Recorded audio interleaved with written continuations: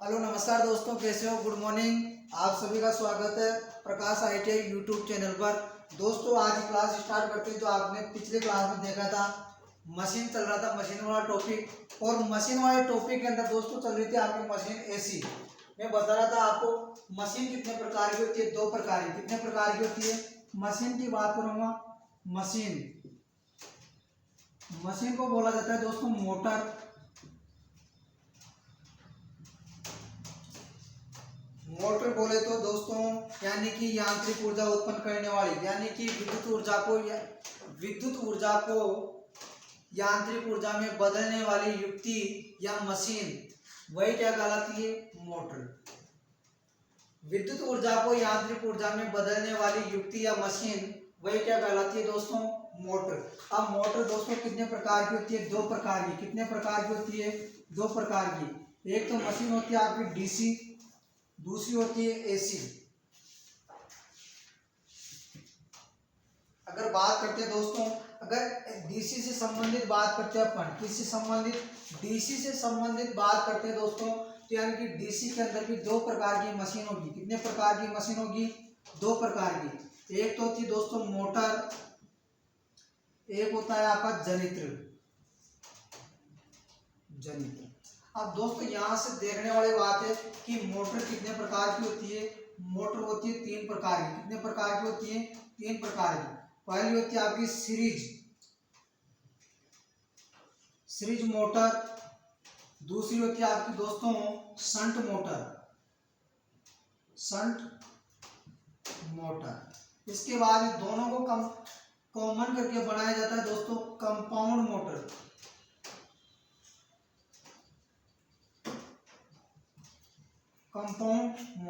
अब compound motor भी कितने प्रकार की होती है? दो प्रकार की होती है दोस्तों।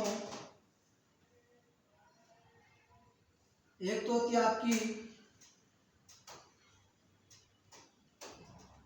डिफरेंशियल कंपाउंड मोटर, एक होती है कम्युलेटिव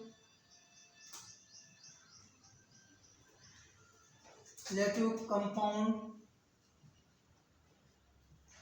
मोटर। इसी प्रकार से आपका जनित्र भी कितने प्रकार के होते हैं दोस्तों? दो या तीन प्रकार के जनित्र होंगे। बस जनित्र भी इस प्रकार से होंगे।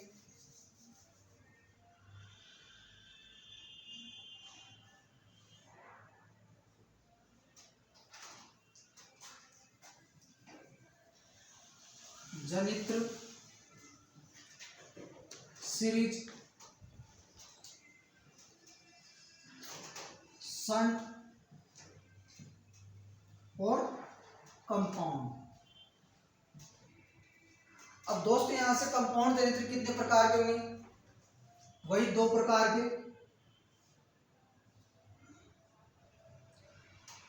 कम्युलेटिव और डिफरेंशियल कंपाउंड जनित्र। अब यहां से दोस्तों देखते हैं कि डिफरेंशियल जनित्र कितने प्रकार के होते हैं? तीन प्रकार से। कितने प्रकार के? तीन प्रकार के। एक तो होता है दोस्तों आपका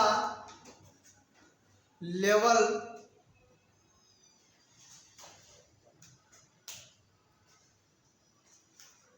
कितने प्रकार के होते हैं? एक तो होगा आपका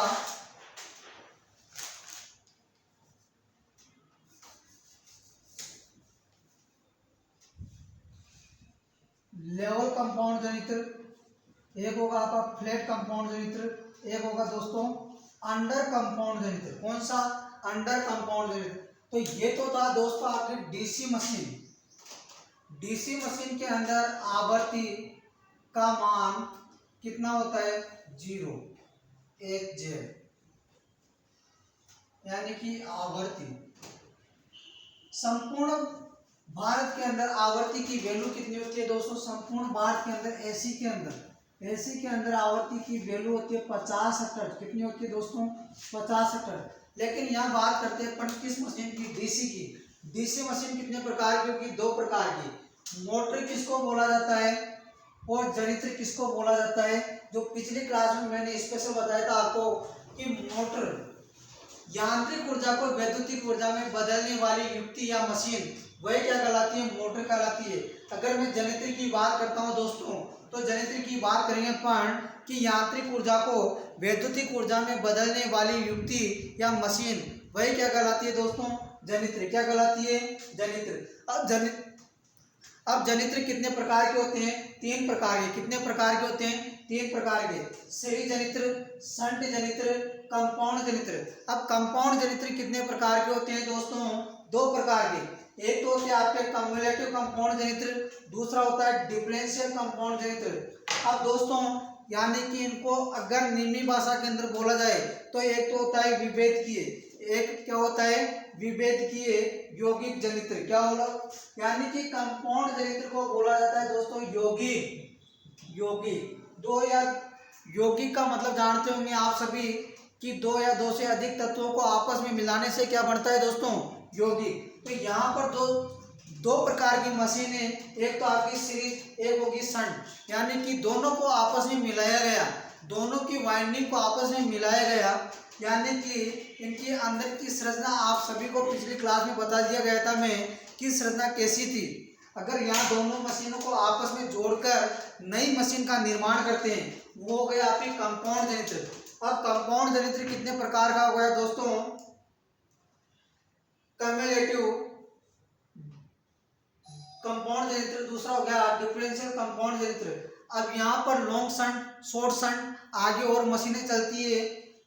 तो यहाँ पर अगर मेन पार्ट की बात करें, एक तो हो गया लेवल, एक हो गया फ्लैट, एक हो गया अंडर। लेवल, फ्लैट और अंडर। अंडर कंपाउंड की बात करें, अंडर कंपाउंड की बात करें, अंडर कंपाउंड जनित्र का उपयोग कहाँ करते हैं दोस्तों, रेलवे लाइन के अंदर बड़ी बड़ी यानी कि एक स्थान से दूसरे स्थान तक विद्युत का संचार करने के लिए अंडर कंपाउंड जनित्र का उपयोग करते हैं। अगर किसी निकटतम लोड के लिए लेथ मशीन आदि के लिए जिस जनित्र का उपयोग करते हैं वो कौन सा जनित्र हो गया आपका, फ्लैट प्रकार का। किस प्रकार का हो गया, फ्लैट प्रकार का। अगर लेवल प्रकार का, उससे भी कमजोर आपको विद्युत धारा सप्लाई चाहिए तो किस प्रकार का हो गया, लेवल प्रकार का। जैसे बैटरी चार्जिंग करने के लिए लेवल प्रकार के कंपाउंड जनित्र का उपयोग किया जाता है। अगर आपसे क्वेश्चन के अंदर पूछा जाए कि रेलवे यानी कि रेलवे स्टील लाइनों के अंदर किस प्रकार का जनित्र का उपयोग किया जाता है, तो आपका आंसर होगा अंडर कंपाउंड जनित्र का। अगर एग्जामिनर आपसे क्वेश्चन पूछता है कि बैटरी चार्जिंग करने के लिए किस कंपाउंड जनित्र का उपयोग किया जाता है, तो लेवल कंपाउंड जनित्र। कौन सा, लेवल कंपाउंड जनित्र। अगर आपसे एग्जामिनर दूसरा क्वेश्चन पूछता है कि लेथ मशीन निकटतम लोड के लिए किस प्रकार का कंपाउंड जनित्र का उपयोग किया जाता है, तो आपका आंसर होगा फ्लैट कंपाउंड जनित्र। किस प्रकार का, फ्लैट कंपाउंड जनित्र। तो दोस्तों ये तो टारगेट था आपका डीसी से संबंधित। अब बात करूंगा मैं स्पेशल एसी की मशीन। एसी मशीन कितने प्रकार की होती है, कौन कौन सी होती है, कौन कौन सी नहीं होती है। तो एसी मशीन की बात करेंगे अपन, यानी कि एसी से चलने वाली। अगर एसी से चलने वाली जो मोटर होगी आपकी, कौन सी होगी, मोटर। अब मोटर यानी कि वैद्युतिक ऊर्जा को यांत्रिक ऊर्जा में बदलने वाली युक्ति या मशीन वही क्या कहलाती है, मोटर। अब दोस्तों यहाँ से नॉर्मल क्वेश्चन बन रहा है आपका एसी से संबंधित, यानी कि एसी मोटर किस सिद्धांत पर कार्य करती है। सिद्धांत की बात करेंगे अपन, किस सिद्धांत पर कार्य करती है, इंडक्शन के सिद्धांत पर। अब इंडक्शन का सिद्धांत क्या कहलाता है दोस्तों, यानी कि प्रेरण कब होता है दोस्तों, जब किसी धारावाहिक कुंडली के अंदर धारा सप्लाई करूं।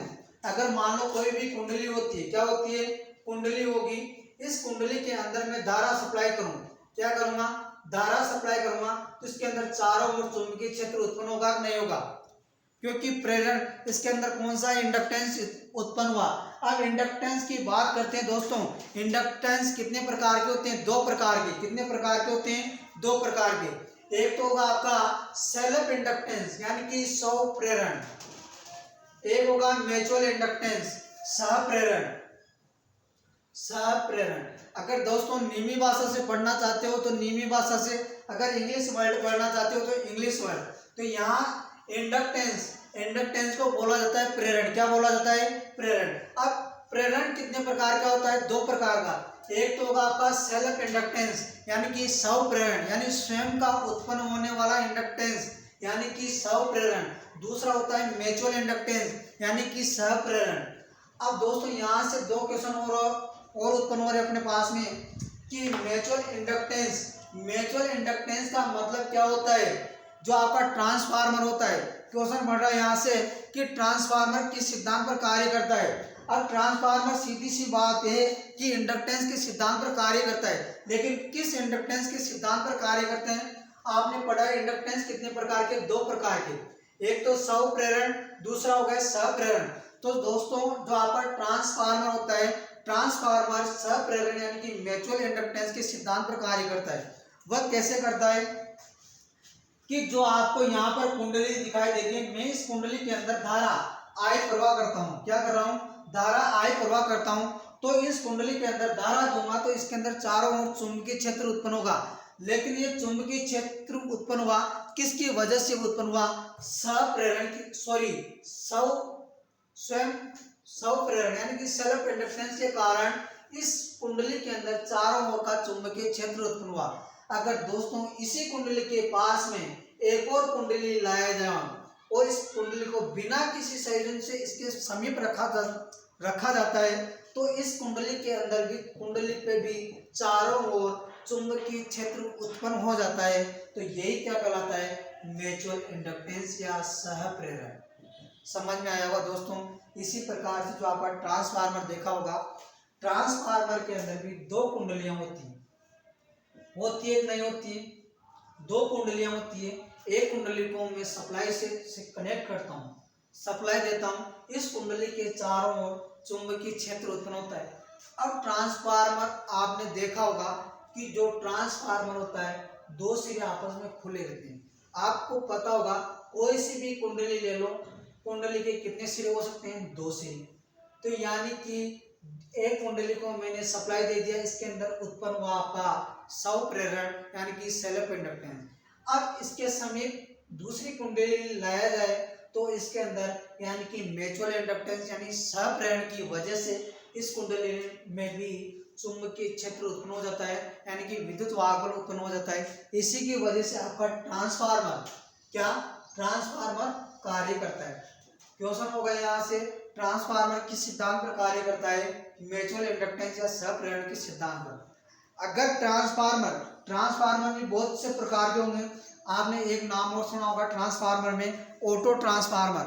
ऑटो ट्रांसफार्मर किस सिद्धांत पर कार्य करता है? स्व प्रेरण के सिद्धांत पर। किस सिद्धांत पर? स्व प्रेरण के सिद्धांत पर। क्योंकि ऑटो ट्रांसफार्मर के अंदर वाइंडिंग एक ही होती है, जबकि अन्य ट्रांसफार्मर के अंदर दो प्रकार की वाइंडिंग होती है। एक तो होगी आपकी सेकेंडरी वाइंडिंग, दूसरी होगी प्राइमरी वाइंडिंग। अब यहाँ से देखते हैं एसी मशीन, मोटर की बात कर रहे थे दोस्तों, ये तो बीच में टॉपिक छूट गया तो कोई दिक्कत वाली बात नहीं। मोटर बात करेंगे अपन, तो ये समझ में आया होगा आपको म्यूचुअल इंडक्टेंस क्या होता है। यानी कि मोटर चल रही है आपकी। अब मोटर की बात करेंगे, एसी मोटर। अब दोस्तों एसी मोटर, अब आपको पता होगा सप्लाई भी दो प्रकार की होती है। एक तो होती है सिंगल फेस, दूसरी होती है थ्री फेस। होती है नहीं होती? सिंगल फेस के अंदर सप्लाई वोल्टेज का मान होता है 230 से 250 वोल्ट। अगर थ्री फेस की बात करता हूं मैं, थ्री फेस के अंदर 350 वोल्ट से 440 वोल्ट होता है। और सप्लाई फ्रीक्वेंसी की बात करता हूं मैं, सप्लाई फ्रीक्वेंसी होती है 50 हर्ट्ज। कितनी होती है? 50 हर्ट्ज। ये संपूर्ण इंडिया के अंदर फ्रीक्वेंसी यानी आवृत्ति का मान कितना होता है? 50 हर्ट्ज यानी कि फिक्स होता है दोस्तों। अगर बात करते हैं अपन मोटर की, अब मोटर, एसी मोटर भी कितने प्रकार की होती है? सप्लाई के आधार पर मोटर दो प्रकार की होगी। एक तो होगी आपकी थ्री फेज, एक होगी आपकी सिंगल फेज। थ्री फेज की बात करता हूं दोस्तों, थ्री फेज के अंदर जो मोटर होती है आपकी कितने प्रकार की होगी? थ्री फेज के अंदर एक तो होती है आपकी गिलेरी पिंजरा प्रेरण मोटर, यानी कि स्क्वायर केज गिलेरी पिंजरा प्रेरण मोटर। गिलेरी पिंजरा प्रेरण मोटर। अब ये इसकी संरचना, रोटरी की संरचना के आधार पर ये कितने प्रकार की होती है दोस्तों? दो प्रकार की। कितने प्रकार की होती है? दो प्रकार की। एक तो होती है single cage rotor, single cage rotor. दूसरी होती है डबल केज रोटर। यानी कि जो आपकी थ्री फेज मोटर होती है, थ्री फेज मोटर किस सिद्धांत पर कार्य करती है? आपकी इंडक्टेंस के सिद्धांत पर, यानी प्रेरण के सिद्धांत पर। अब थ्री फेज मोटर कितने प्रकार की होती है? सबसे मोस्ट गिलेरी पिंजरा प्रेरण मोटर, यानी कि गिलेरी पिंजरा प्रेरण, यानी कि स्क्वायर केज यानी स्क्वायर केज इंडक्शन मोटर को निम्मी भाषा के अंदर बोला जाता है गिलेरी पिंजरा प्रेरण मोटर, क्योंकि इसकी जो संरचना होती है गिलेरी के पिंजरे के समान होती है। किसके समान होती है? गिलेरी के पिंजरे के समान होती है। क्यों? यानी कि इसका नाम हो गया गिलेरी पिंजरा प्रेरण मोटर। और दोस्तों ये मोटर रोटर के आधार पर, अब आपको पता होगा कि जहां शब्द आ गया आपका मोटर, तो उसके अंदर कुछ ना कुछ घूमने वाला भाग होता है, और घूमने वाला भाग होता है मोटर के अंदर स्पेशल घूमने वाला भाग रोटर। क्या होता है? घूमने वाला भाग, घूमने वाला भाग होता है रोटर। क्या होता है? रोटर। अब दोस्तों रोटर यानी कि साधारण भाषा के अंदर कितने प्रकार के होते हैं? दो प्रकार के। एक तो होगा आपका सिंगल केज रोटर, दूसरा होगा डबल केज रोटर। अब दोस्तों अब रोटरी की संरचना, जब रोटर का टॉपिक चलेगा तो रोटरी की संरचना भी बताऊंगा मैं। रोटर क्या होता है, क्या नहीं होता है, पूरा डायग्राम के साथ में एक बेसिक नॉलेज चल रही है कि टॉपिक की बेसिक नॉलेज के अंदर कौन कौन सी मोटर आपके टॉपिक में आएगी। अब इसके बाद में आती है slip ring induction motor. Slip ring induction motor, induction motor. तो ये तो बात हो गई आपकी थ्री फेज की। अगर मैं सिंगल फेज की बात करता हूं दोस्तों, किसकी? सिंगल फेज की बात करूंगा मैं, तो सिंगल फेज के अंदर कौन कौन सी मोटर होती है? ये थ्री फेज हो गई आपकी। अगर मैं सिंगल फेज की बात करूंगा, सिंगल फेज के अंदर कौन कौन सी मोटर होती है वो भी देखेंगे अपन। यानी सिंगल फेज के अंदर दोस्तों बात करते हैं अपन, सिंगल फेज के अंदर सबसे पहले आता है phase shift motor. Phase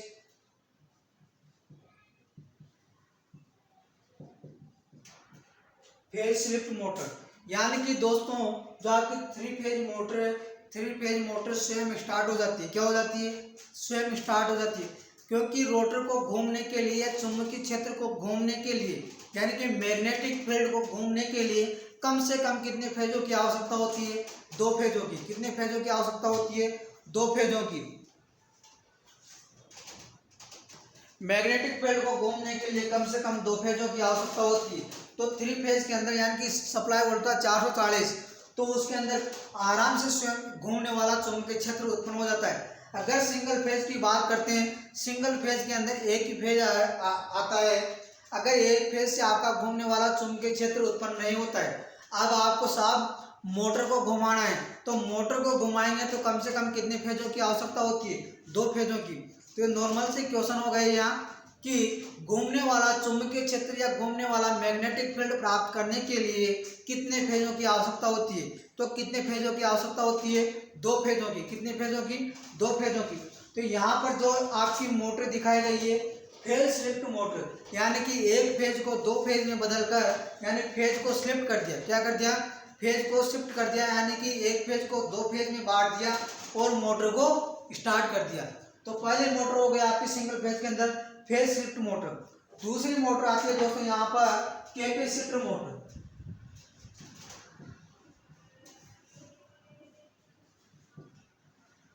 capacitor motor. अब दोस्तों यहाँ पर कैपेसिटर मोटर कितने प्रकार की होती है वह भी देखते हैं अपन। सबसे पहले लेंगे यहाँ पर परमानेंट कैपेसिटर मोटर, यानी कि स्थायी कैपेसिटर मोटर। स्थायी कैपेसिटर मोटर। स्थायी कैपेसिटर मोटर के बाद में आती है दोस्तों कैपेसिटर स्टार्ट और capacitor run motor. Capacitor start व कैपेसिटर स्टार्ट व कैपेसिटर